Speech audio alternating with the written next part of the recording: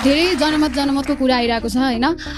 यदि जनमत गरौँ भन्नुहुन्छ तर जनताले हजुरका एजेन्डाहरूलाई साँच्चीकै रुचाएका थिए भने त अहिले जम्मा 5 सिट आउने अभिगत हुँदैन थियो होला हजुरको पार्टीको। अनि जेनजी आन्दोलनकै कुरा गर्दाखेरि पनि हजुरका पार्टीका एजेन्डाहरू जेनजीले कतै पनि उठाएको देखिएन। एउटा उपमहानगरपालिकाको मेयरले ल्याउने सिट जति पनि त हजुरहरूको यत्रो ठुलो पार्टीले ल्याउन सकेको अवस्था छैन भनेपछि अबको दिनमा चाहिँ युथलाई चाहिँ हजुरको एजेन्डाहरूसँग कसरी जोड्ने खालको एउटा एजेन्डा बनाउनु भएको छ हजुरले र हजुरहरूसँग चाहिँ हामी चाहिँ कसरी जोडिन सक्छौँ त? अब पहिलो कुरा जेनजी तपाईहरु मात्रै हो कि अरु पनि हो? रवि किरण हमालको आज पनि गोली घाइते खाएका मरेका मध्ये 40% राज संस्था मान्ने मान्छेहरू मरेका छन्। त्यो हेर्नु भएको छ कहिले नेपालको कुनै मिडियाले देखाएको छ? त्यो उनीहरूले मुद्दा उठाउने बित्तिकै त तपाईको अगाडि नकली जेनजी गएर घोरे ठेक लगाइहाल्छन्। सुदनजी जेनजी हुनुभएको थियो। जेनजी भनेको एनजिओ आइएनजिओमा काम गर्ने मान्छे मात्रै हो। त्यो मुद्दा थियो, त्यसलाई दबाइयो।